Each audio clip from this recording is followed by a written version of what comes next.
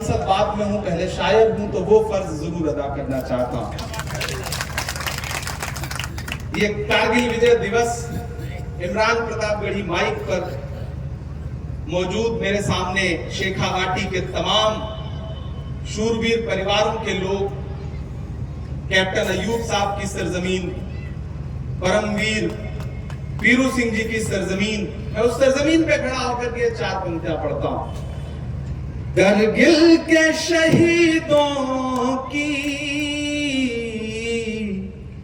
जागीर नहीं देंगे, कारगिल के शहीदों की जागीर नहीं देंगे, हम जान तो दे देंगे, कश्मीर नहीं देंगे, हम जान तो दे देंगे, कश्मीर नहीं देंगे, नहीं देंगे, कि भारत के तिरंगे की सौगंध है हम उनको, कश्मीर तो क्या उसकी तस्वीर नहीं, कश्मीर तो क्या उसकी तस्वीर नहीं देंगे। एमडी चोपदार साहब, आपको बहुत बधाई। मैं ये बुकलेट पढ़ रहा था और इसमें 900 से ज्यादा नाम पढ़ करके मैं ये सोच रहा था कि मैं जिस जिले में पैदा हुआ हूं, जिले का नाम है प्रतापगढ़, उसमें प्रताप जुड़ा हुआ है। लेकिन आज मुझे लग रहा है कि काश मैं झुंझुनू में पैदा हुआ होता, इन शूरवीरों की इस सरजमीन पे क्यों नहीं पैदा हुआ। मेरा जनपद, मेरी मिट्टी, मेरा जिला मुझे बहुत प्रिय है, प्यारा है, लेकिन जो परंपरा शहादत की और वीर गाथाओं की इस मिट्टी से जुड़ी हुई है, वो अपने आप में बहुत अनूठी है। एमडी चोपदार साहब ने जो कोशिश की है, मुझे लगता है कि यहाँ मौजूद एक एक इंसान को उनके लिए हाथ उठा करके ताली बजानी चाहिए, उनकी शानदार कोशिश के लिए। और वो अभी माइक पर बात करते करते भावुक से हुए कि बसें रोकी जा रही हैं।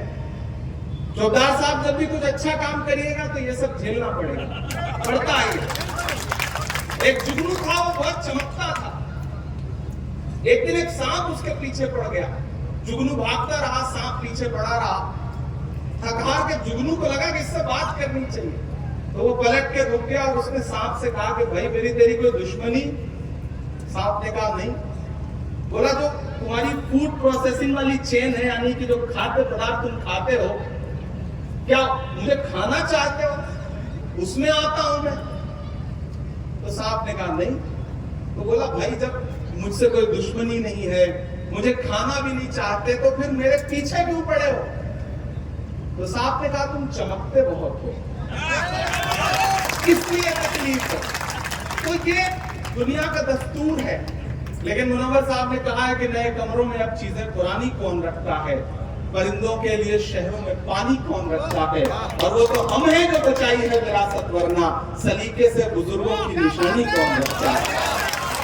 इस कोशिश के लिए आपको सलाम करता हूं, सैल्यूट करता हूं। जब मैंने कायम खानी समाज के बारे में, बिरादरी के बारे में और उनकी कुर्बानियों के बारे में, उनकी बहादुरी के बारे में सुना, तो मैं पिछले 1.5 वर्ष से इनसे कह रहा हूं, 1.5 साल से इनसे कह रहा हूं कि एक कार्यक्रम दिल्ली में करते हैं, जिसमें शेखावाटी के तमाम जो बड़े शहीदों के परिवार हैं उनको बुलाते हैं, वीरांगनाओं को बुलाते हैं, और दिल्ली की मीडिया को, दिल्ली के लुटियन के गलियारों को ये बताते हैं कि देखिए कौन हिंदू कौन मुसलमान, जब गोली उधर से दुश्मनों की तरफ से चलती है तो ये थोड़ी पहचानती है कि कैप्टन अयूब को लगेगी, कैप्टन टीपू सुल्तान को लगेगी, या मूलचंद को लगेगी, या अजीत सिंह जी को लगेगी। गोली तो बस ये पहचानती है कि वो भारत के किसी बेटे को लगेगी। इसे बांटा किसने? कौन लोग हैं जो ये बंटवारा कर रहे हो? ये बंटवारा रुकेगा कैसे? उसके लिए हम सबको कोशिशें करनी पड़ेगी। नफरत के जो सौदागर हैं वो अपनी दुकानें सजाए बैठे हैं, लेकिन हमें यह मानना पड़ेगा कि कहीं ना कहीं थोड़ी सी चूक हमसे हुई है कि हम मोहब्बत की दुकानें सजा करके देर से निकले, हमें पहले निकलना चाहिए था।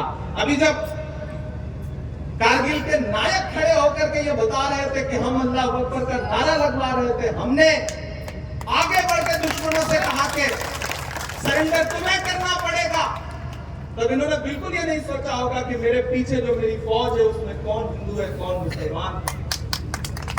मेरे भाई, मैं बहुत युवा हूं और चूंकि साहित्य की दुनिया से निकल करके सियासत की दुनिया में पहुंचा हूं, तो मैंने अपने अंदर की संवेदनशीलता को अभी भी बचा के रखा हुआ है।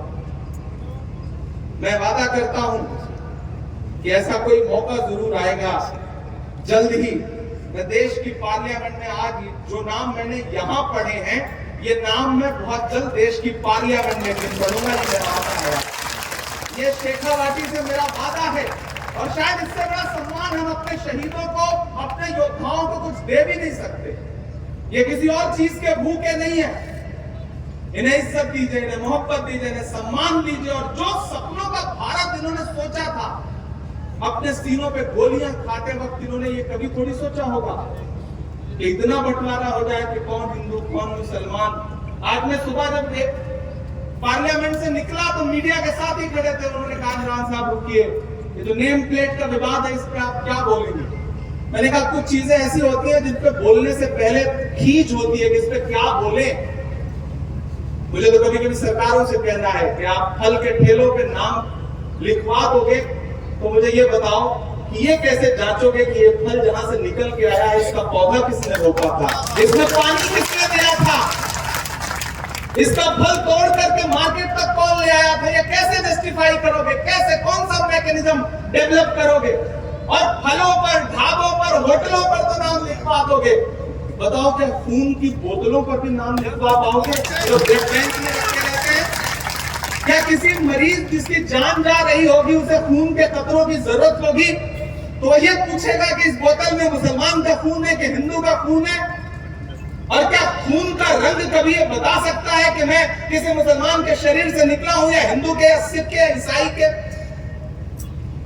मुझे बताओ शेखावाटी वालों कि कोरोना के दौरान जब हमारी उखड़ती हुई सांसें ऑक्सीजन का सिलेंडर मांग रही थी, तो ऑक्सीजन का सिलेंडर ले करके अपनी सांसों में लगाने से पहले हमने उससे पूछा था कि ये जो बोतल है इसे सिलेंडर धो के जो लाया है वो हिंदू है या मुसलमान, ये जिस फैक्ट्री में बनी है वो हिंदू या मुसलमान की फैक्ट्री है। हमने कभी ऐसा सोचा था? कोरोना के दौरान आपने देखा होगा कि न जाने कितनी लाशें थी जिन्हें अंतिम संस्कार करने वाले लोग नहीं मौजूद थे। उस समय समाज के कुछ ऐसे बहादुर योद्धा, मैं जिनको मानता हूं, जिनको सैल्यूट करता हूं, जो हर शहर में आके निकल के आते थे, अर्थी को कंधा देते थे, चिता सजाते थे, अग्नि देते थे। मुझे तो सरकारों से पूछना है कि कैसे पता करोगे कि वो कंधा देने वाले लोग कौन थे। क्या उनका भी नाम प्लेट लगवाओगे? क्या चिता की लकड़ियां सजाते हुए उन लोगों से पूछोगे कि तुम किस मजहब के हो, किस धर्म के हो? बंद करो ये बंटवारा। देश ऊब चुका है इस बंटवारे से। देश मोहब्बत चाहता है, प्यार से रहना चाहता है। आज एक तरफ दरगाह के सज्जादा नशीन बैठे हैं और एक तरफ महाराज बैठे हैं। आए कोई बताए देख करके कि इनमें कोई अलगाव है, कोई दुराव है। मैं इलाहाबाद विश्वविद्यालय का पढ़ा हूं। गंगा और यमुना दो नदियां, पवित्र नदियां वहां आती है, दोनों मिलती हैं तो अदृश्य सरस्वती उपजती है। संगम होता है वहां पर, वहां नदियों का संगम होता है। लेकिन अगर आज यहां कोई आए मीडिया का साथी, सरकार का साथी, तो वो देखे कि इलाहाबाद में तो नदियों का संगम होता है, लेकिन झुंझुनू की सरजमीन पर आज देशभक्त लोगों का संगम हो रहा है, योद्धाओं का संगम हो रहा है, तहजीबों का संगम हो रहा है, संस्कृतियों का संगम हो रहा है, अलग अलग धर्मों का संगम हो रहा है। किसी ने अपने सर पे टोपी लगा रखी है, किसी के चेहरे पे दाढ़ी है। यहाँ बैठी हुई माएं बहनें जो वीरांगनाएं हैं, सबके सरों पे दुपट्टे हैं। अंदाजा लगाना मुश्किल है कि कौन सा घूंघट मुसलमान का है, कौन सा पल्लू हिंदू का है। कैसे बांट पाओगे आप इस समाज को? बंद करो ये कोशिशें। मैं सांसद हूं, कभी कभी बड़ा कड़वा हो जाता हूं। तो फैल चतुर्वेदी का एक शेर है कि सियासत का नशा सिमतों के जादू तोड़ देती है, हवा उड़ते हुए पंछी के बाजू तोड़ देती है। सियासी भेड़ियों थोड़ी बहुत गैरत जरूरी है, तवायफ तक किसी मौके पे घुंघरू तोड़ देती है। ये बंद होना चाहिए, ये खेल बंद होना चाहिए। और इसके लिए मैं अपने उन तमाम योद्धाओं को भी पुकारूंगा कि आप वो लोग हैं कि आपकी आवाज पर खामोशी छा जाती है। आज जब अजीत साहब खड़े होकर के जय हिंद कह रहे थे तो ऐसा लग रहा था कि इस शरीर का रोया रोया उसमें डूबा हुआ है। आपकी भूमिकाएं बहुत बड़ी हैं। जो समाज को बांटना चाहते हैं उनके खिलाफ आप खड़े होइए, क्योंकि आप भारत माता के सबसे सच्चे और असली बेटे हैं। आप खड़े होइए, हम सब आपके पीछे खड़े हैं। समाज को बचाना हमारी जिम्मेदारी है, वरना आने वाली नस्लें हमसे आपसे सवाल करेंगी कि जब कुछ लोग बंटवारा कर रहे थे तो तब तुम क्या कर रहे थे। तो हमें यह ना कहना पड़े कि हम अपने घर में सुकून से बैठे थे। नहीं, हम सड़कों पर खड़े थे, हम नफरत के खिलाफ लड़ाई लड़ रहे थे। शेखावाटी वालों, समय बहुत कम है। मुझे भी यहाँ से दिल्ली लैंड करके फिर पार्लियामेंट जाना है, क्योंकि बजट का सेशन चलता रहेगा तो उसमें पार्टिसिपेट भी करना है। इसलिए बहुत देर आपसे